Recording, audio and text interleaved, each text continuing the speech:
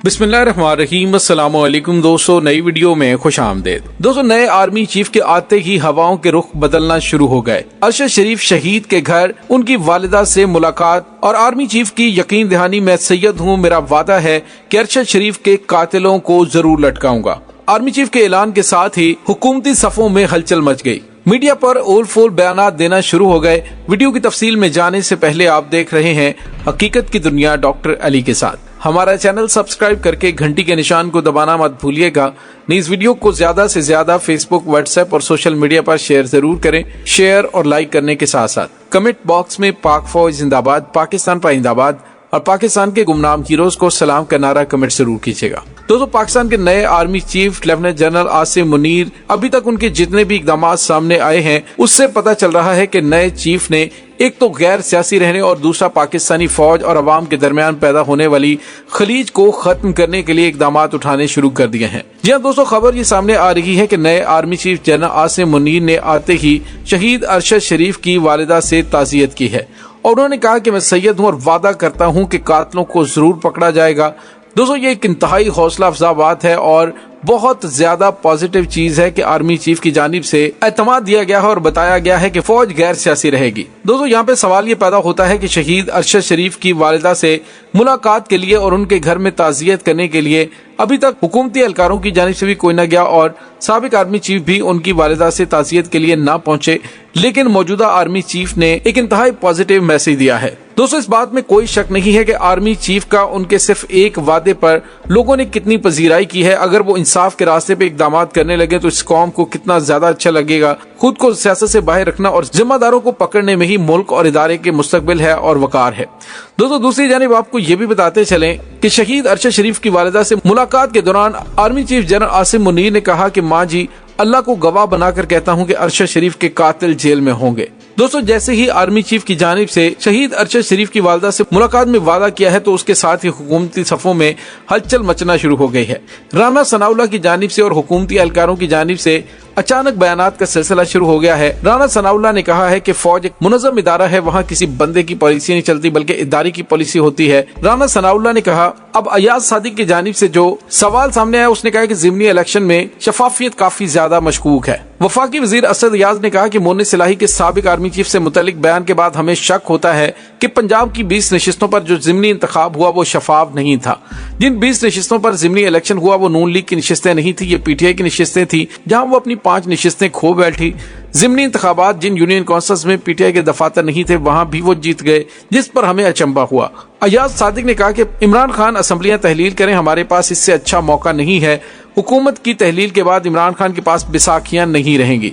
तो दोस्तों, यहाँ पे आपको ये बताते चलेंगे, एक बार फिर हुकूमत की जानिब से ये कहने की कोशिश की जा रही है कि हम इक्तदार में भी थे, हमें फौज की सपोर्ट भी हासिल थी, लेकिन साबिक आर्मी चीफ ने इमरान खान को ज़िमनी इंतखाबात में सपोर्ट किया। यानी आप अंदाजा लगाइए कि इमरान खान और जनरल कमर जावेद बाजवा के दरमियान कशीदगी के दौरान आखिर जनरल कमर जावेद बाजवा उनकी मदद क्यों करते। दोस्तों, दूसरी जानिब आपको ये भी बताते चले कि आजाद कश्मीर के बल्दियाती इंतखाबात में तहरीक इंसाफ ने वाज़े अक्सरियत से मैदान मार लिया है।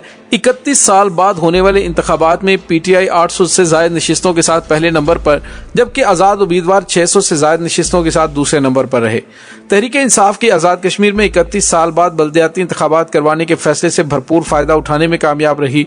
आजाद कश्मीर में 3 मरहलों में बल्दियाती इंतखाबात का इनेकाद किया गया था, जिसमें हुक्मरान जमात तहरीक इंसाफ ने मुस्लिम लीग नून और पीपल्स पार्टी को बआसानी पिछाड़ दिया था। आजाद कश्मीर में बल्दियाती इंतखाबात का आगाज 27 नवंबर को हुआ।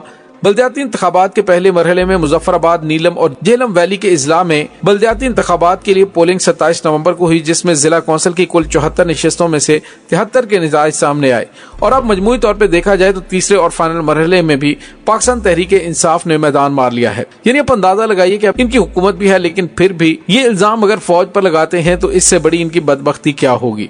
दूसरी जानिब आपको ये भी बताते चलें कि अरशद शरीफ कत्ल के हवाले से जो नई JIT तश्कील दी गई थी उसने रिपोर्ट मुरतब करना शुरू कर दी है और मुमकिन तौर पर अरशद शरीफ के कातिलों के गिरबान तक हाथ पहुंचने वाले हैं। दोस्तों, यहाँ पे आपको ये भी बताते चलेंगे एक और JIT भी चल रही है जो कि साबिक वज़ीर आज़म इमरान खान पर कातिलाना हमले की तहकीकात कर रही है। जॉइंट इन्वेस्टिगेशन टीम ने फैसल वावडा, हमाद अजहर और फैसल जावेद समेत 35 अफराद को आज तलब किया है। JIT ने पीटीआई के साबिक रहनुमा فیصل وابڈا کی طلبی کے لیے مراسلہ جاری کیا، جس میں کہا گیا کہ فیصل وابڈا عمران خان پر حملے کی تحقیقات میں شامل تفتیش ہوں۔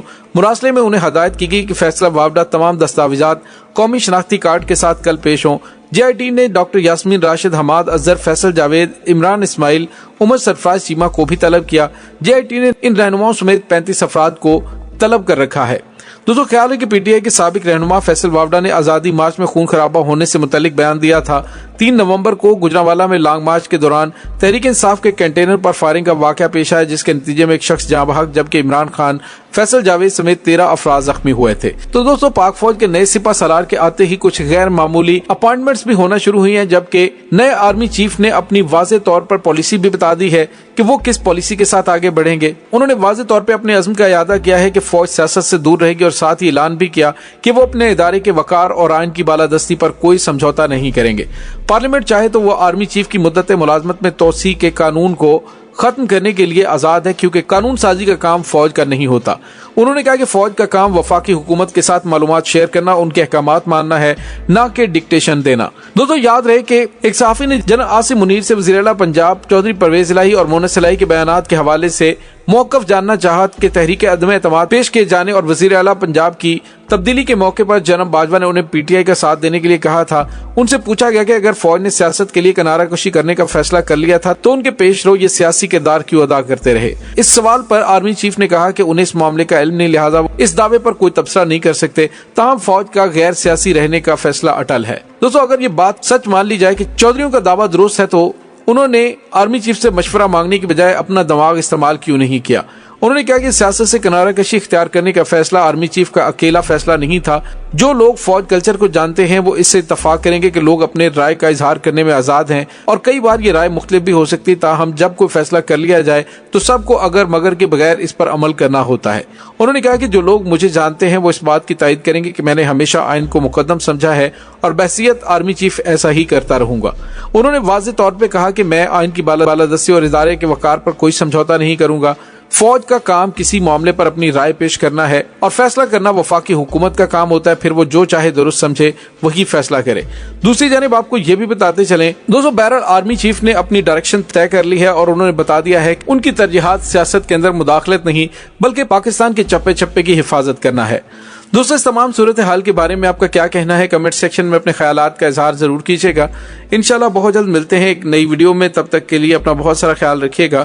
پاک فوج زندہ باد، پاکستان پائندہ باد، پاکستان کے گمنام ہیروز کو سلام، اللہ وارث۔